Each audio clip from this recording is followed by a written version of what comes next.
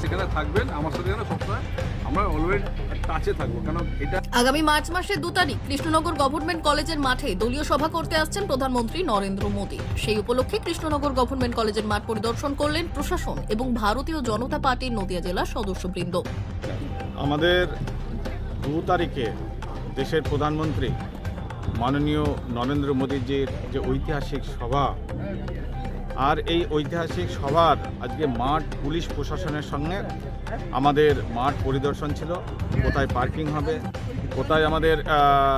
মঞ্চ হবে, কোন রাস্তা দিয়ে আমাদের প্রধানমন্ত্রী মঞ্চে উঠবেন, এই বিষয় নিয়ে ওনাদের সাথে ডিসকাস করার জন্যেই আজকে আমাদের সাথে উনি একটা বৈঠক ডেকেছিলেন এবং প্রথমে মাঠ পরিদর্শন হলো, এরপরে আমরা এই বিষয় নিয়ে আলোচনা